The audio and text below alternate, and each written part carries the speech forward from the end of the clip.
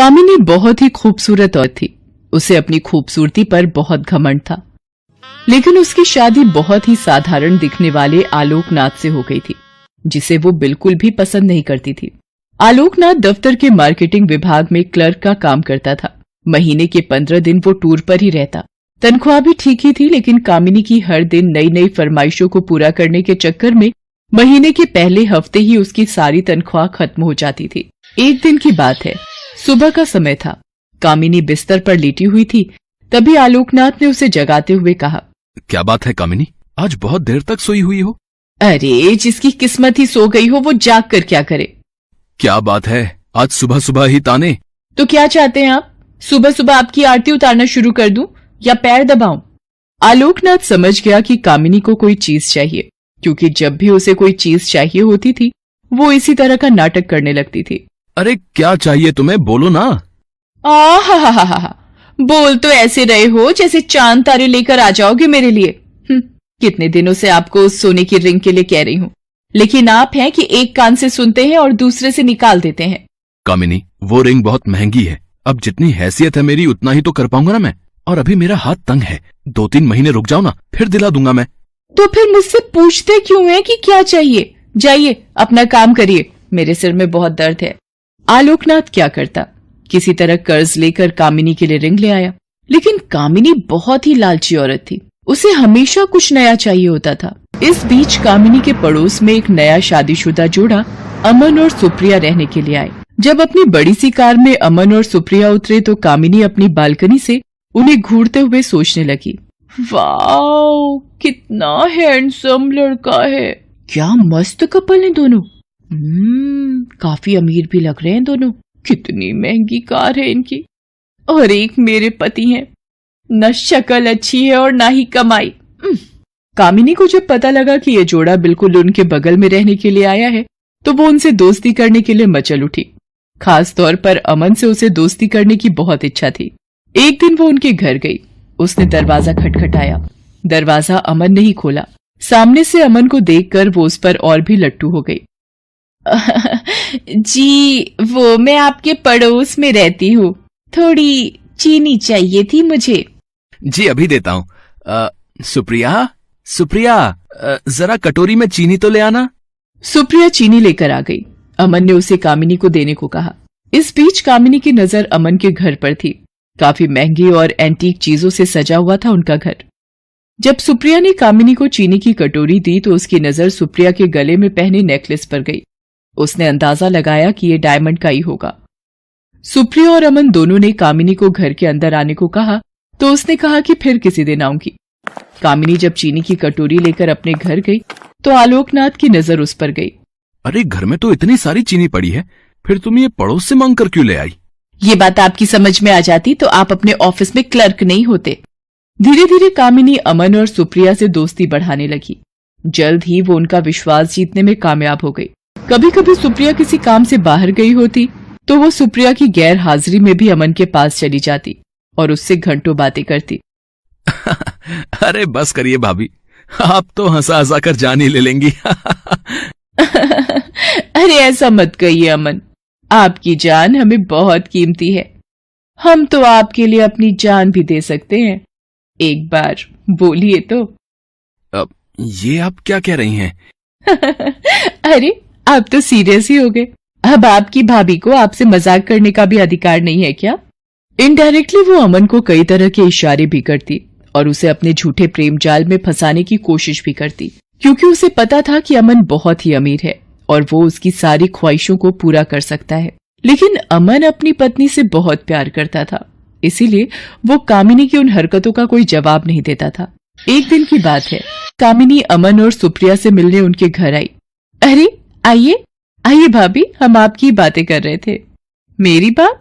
अरे ये अमन तो हमेशा आपकी बात करता रहता है। अच्छा क्या कहता है अमन? यही कि आप बहुत अच्छी हैं, कितनी मजेदार बातें करती हैं।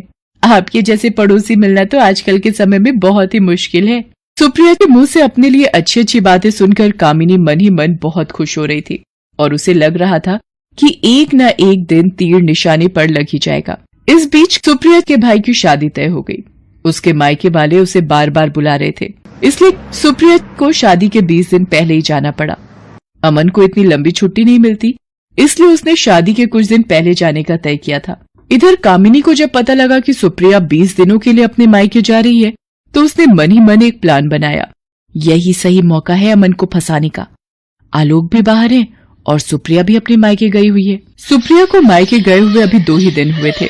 रात को 9 बजे कामिनी ने अमन के घर का दरवाजा खटखटाया। अमन ने जरा देर से दरवाजा खोला। क्या बात है अमन, बहुत देर कर दी दरवाजा खोलने में? अरे भाभी, वो किचन में रोटियां बना रहा था। आपको तो पता है ना, मुझे बाहर का खाना बिल्कुल पसंद नहीं है। अरे तो मुझे कह दिया होता, मैं बना देती। लगता है आप मुझे पराया समझते हैं। अरे नहीं नहीं भाभी, ऐसी बात नहीं है। मुझे खाना बनाना अच्छा लगता है। लेकिन मुझे ये अच्छा नहीं लगता कि मेरे रहते हुए आप किचन में खाना बनाएं। कामिनी भले ही अपने घर में कम ही खाना बनाती थी, लेकिन यहाँ तो उसका मकसद कुछ और था। वो किचन में गई और उसके लिए फटाफट खाना बनाने लगी, और ना सिर्फ खाना बनाया, अमन को खिलाया भी। अब तो कामिनी सुबह शाम उसके घर आती और उसका खाना बनाती। अमन को कामिनी का ये स्वभाव बहुत अच्छा लगा। कामिनी भाभी, मैं आपको क्या कहूँ, सच में आप मेरी बहुत मदद कर रही हैं। नहीं तो खाना बनाना और ऑफिस भी संभालना सच में बहुत मुश्किल काम है। एक दिन की बात है, कामिनी सुबह सुबह अमन के घर आई। अमन को लगा कि हर दिन की तरह वो खाना बनाने आई होंगी, लेकिन हर दिन वो 8 बजे के बाद आती थी, लेकिन आज तो 7 ही बज रहे थे। अरे अमन, वो क्या है ना कि आज मेरा शावर खराब हो गया है। बुरा ना मानो तो मैं आज तुम्हारे बाथरूम में नहा लूं? अमन ने हामी भर दी। इधर कामिनी तो किसी और फिराक में थी। उसने अमन के बाथरूम में कैमरा छुपाया और उसमें ऑटोमेटिक क्लिक बटन ऑन कर दिया। थोड़ी देर बाद वो जोर से चिल्लाई। अमन डर गया कि आखिर क्या हो गया। वो भागा भागा बाथरूम के पास गया। उसे देखकर कामिनी अचानक से उससे लिपट गई और उसे जोर से पकड़ लिया। अमन को समझ नहीं आ रहा था कि आखिर हुआ क्या है। इधर कैमरा अपना काम कर रहा था। कामिनी बहुत देर तक जब उससे लिपटी रही तो अमन को भी अब अच्छा लगने लगा था, लेकिन अचानक अमन को लगा कि उससे गलती हो रही है, इसलिए उसने उसे झटके से हटाया। सॉरी अमन, वो क्या है ना कि नहाते नहाते अचानक से पता नहीं कहां से 2 छिपकली बाथरूम में निकल आई। उसे देखकर ही मैं डर गई और जोर से चिल्ला पड़ी। अमन अब भी कामिनी से अपनी नजरें नहीं मिला पा रहा था।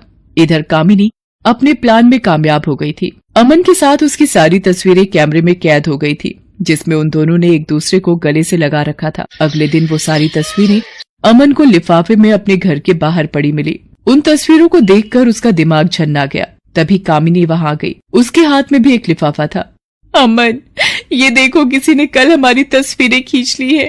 वो मुझे ब्लैकमेल कर रहा है और कह रहा है कि अगर वो 1 लाख रुपए उसे नहीं दूंगी तो वो ये तस्वीरें मेरे पति को दिखा देगा। अमन देखो, मैं एक सीधी सादी भारतीय नारी हूँ। मुझे नहीं पता कल किसने ये हरकत की है। अमन को भी कुछ समझ नहीं आ रहा था। उसने 1 लाख रुपए कामिनी को दे दिए। हालांकि उसे कामिनी पर रत्ती भर भी शक नहीं था, लेकिन कामिनी ने एक बार फिर से उससे 5 लाख रुपए मांगे तो उसका दिमाग ठनका। फिर भी उसे ज्यादा शक नहीं हुआ। उसने 5 लाख रुपए भी उसे दे दिए। लेकिन जब अमन सुप्रिया के पास जाने की तैयारी कर रहा था तो कामिनी ने फिर से उससे 2 लाख रुपए मांगे। इस बार अमन को लगा कि दाल में जरूर कुछ काला है। हालांकि गलती उससे भी तो हुई थी। अमन ने बहुत सोचा और उसने सुप्रिया से माफी मांगते हुए उसे सारी बातें बता दी। सुप्रिया उसी समय अपने मायके से अमन के पास लौट आई। उस दिन कामिनी जब शाम को 2 लाख रुपए लेने आई तो उसने सुप्रिया को देखा तो उसका चेहरा उतर गया। अरे तुम कब आई सुप्रिया? आज ही आई हूँ भाभी। उसके बाद सुप्रिया ने अमन और कामिनी की सारी तस्वीरें उसे दिखाई और कहा कि भाभी, आपने मुझे बताया क्यों नहीं कि कोई आपको इन तस्वीरों के लिए ब्लैकमेल कर रहा है? मैं अभी इन तस्वीरों को लेकर पुलिस स्टेशन जा रही हूँ। पुलिस का नाम सुनते ही कामिनी के होश उड़ गए।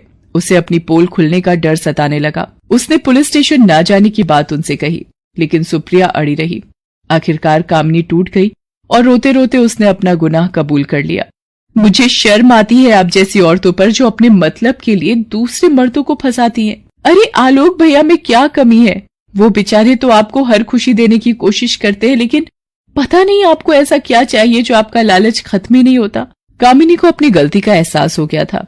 उसने उन दोनों से माफी मांग ली, लेकिन अमन और सुप्रिया ने कुछ दिनों बाद अपना फ्लैट खाली कर दिया और वो कहीं और रहने चले गए।